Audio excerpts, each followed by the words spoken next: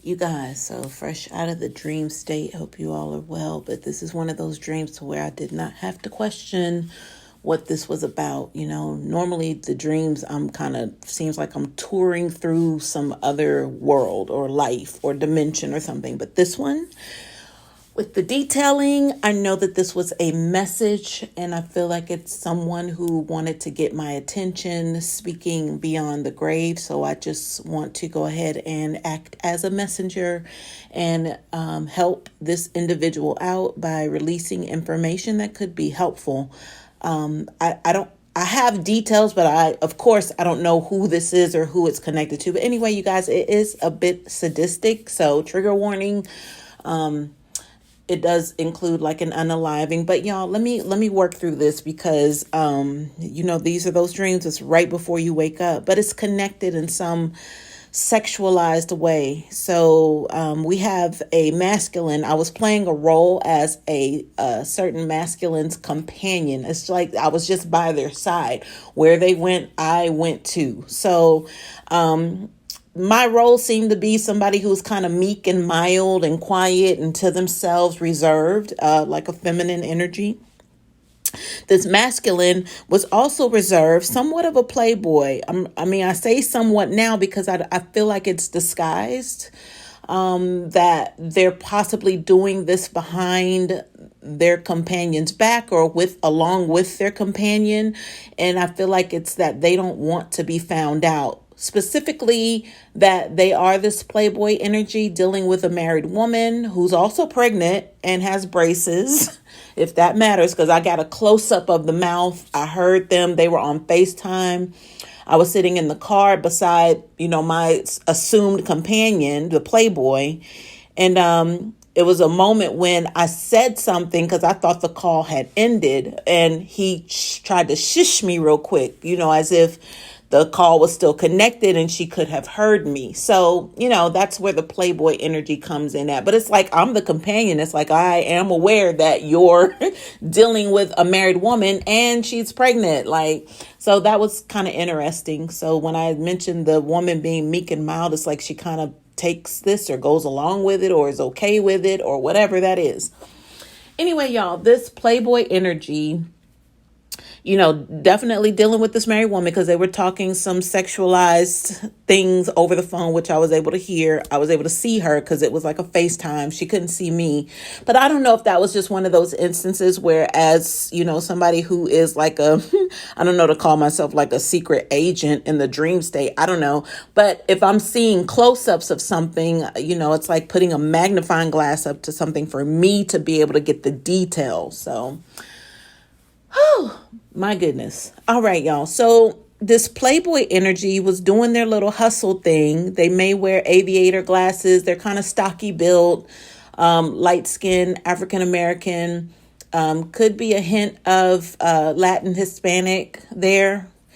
That might be of importance. And tight jeans, because they're stocky. So they're kind of built muscular wise. Likes to wear like the tight t-shirts, like the muscle shirts. All right. Anyway, you guys. So there was an instance where this playboy energy, there's something about McDonald's and Wendy's there too, because, anyway, McDonald's and Wendy's are relevant, but I feel like, I don't know if it has to do with them kind of parking lot shopping. I don't know, looking for potential victims or whatever that is. So maybe that's their favorite thing, McDonald's and Wendy's. All right, so let's get to the sadistic part. So I am with this companion, just kind of with them, but we seem to be in some sort of convenience store as if we were traveling. But the thing is, it was only a clerk, and I want to mention all the specifics so I could tell the clerk's ethnicity was that of a Middle Eastern, or it could have been like Indian, like East Indian. I guess that's how you would say that. Sorry, I just wanted to be clear on, the Indian. Don't want to offend anyone. Okay, so we're in a convenience store. I couldn't tell if it was gas pumps outside of the store, but it just seemed like maybe like a surplus sort of convenience store. The thing is, it was the cashier, which I felt was like some sort of owner of the store energy. That's the kind of energy that they had with them. Me and the Playboy, and there was another couple there, and this is where the sadistic part comes in. The other couple, I have to say, I remember, okay, so obviously there's one who spoke from the grave, but he was with a female. Now, when I woke up, I'm like, I don't know who the female was. I don't know if that was somebody he was dealing with on the side. And I say that because I overheard him talking to someone on the phone saying, I'll be home or something like that soon. And so if he was with another female, I'm like, well, I don't know if that's his sister, his aunt, or whatever. I couldn't sense the age. It could have been a female child, like, an adolescent or something. I don't know. But he was Hispanic.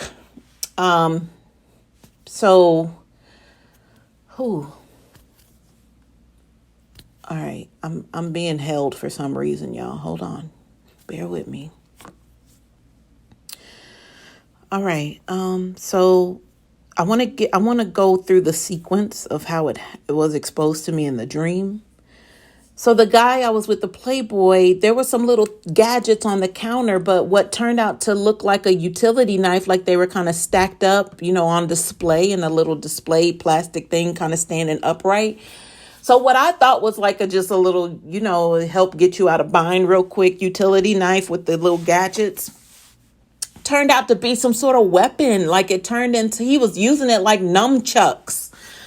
And he was coming toward me, but he was being playful. But every step that he went with this thing, it got a little more aggressive. So I'm like, I'm looking at the owner. The owner's looking at him.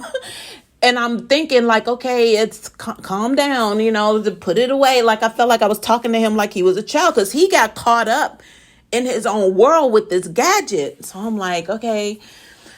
So somehow I ended over with the guy who, he showed me a picture, you guys, of a house. I mean, it was like just like a picture of like in the pride he felt. And I'm like, okay, this guy's showing me a picture of his house. How nice. Nobody really pulls out a picture of a house to show a stranger, because that's what we were.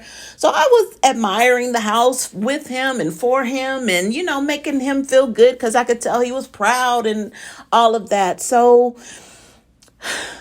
the guy, the Playboy with the nunchuck utility knife sort of thing, he's all into it now. He's like worked his way over to the guy who just showed me the picture of the house. And that's when the guy put in the phone call. Well, no. The guy put in the phone call like, honey, or not even, he didn't say honey, but it's like, okay, we'll be home soon. But it was one of those phone calls to where he was like, okay, I'm starting to feel uncomfortable. Let me go ahead and try to get the hell up out of here. Because the guy, the Playboy with the nunchuck utility knife, is going off. So he makes his way over to where I just left, to where the guy was showing me a picture of his house. And now he's ended the phone call saying, we about to get up out of here. And those two start kind of going at it, but not in a fight way but the Playboy was getting aggressive, but they were like play fighting. Like you would see two men kind of, show me what you got, but it was like a playful banter, but it turned out to injure the Hispanic guy. And all I saw was him on the floor. He had his head upright as if he had fell down, and his head was up against the wall, but his body was flat on the floor. But I saw blood. I'm like, oh my God. Excuse me. It's as if I was able to catch a glimpse, and then it like fast forwarded. So I could see he was injured. Like, okay, Playboy went a little bit too far with this, but it was already very excitable because he got consumed by this object.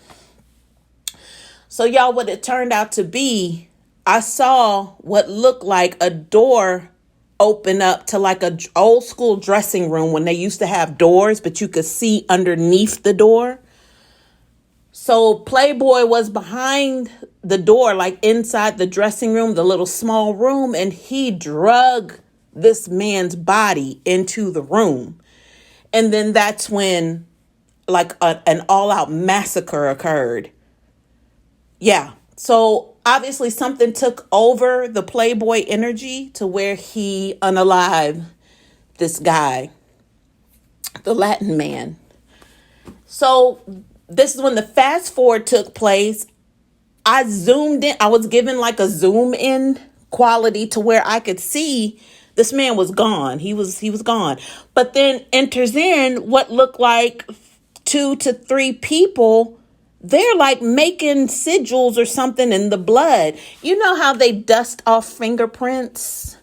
They had those little brushes, but they were doing something with the blood. But it's like when I looked at it, when I was given a zoom in energy, I'm like, that's a skeleton. It's like they were making art in the blood. Like it was one of those, like you got to kind of stand back and look at it. And then boom, it's like you get the image like, wow, like these people were like artists, but they were, I don't know what that connection is, y'all. Excuse me.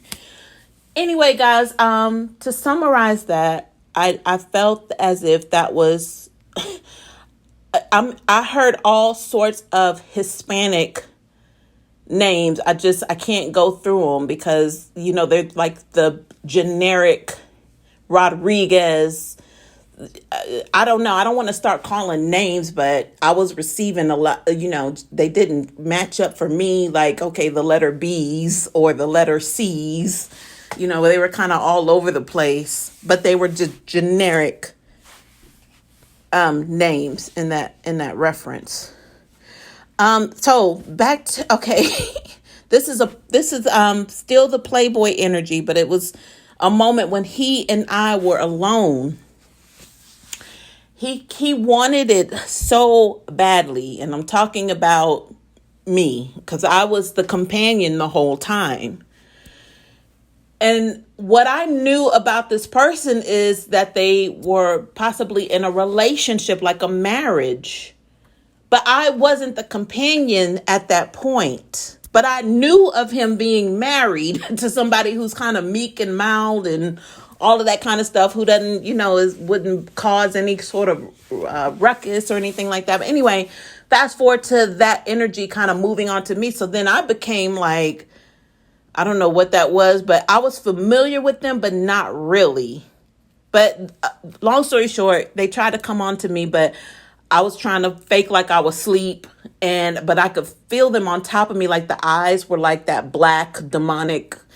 And I could feel and see that on me. They never went as far as to penetrate me, but I could really see them going through it. And then in the physical, I could feel the sexual energy, but I ended up kind of slowly waking up out of that. But I feel like I was being removed because it was about to get ugly.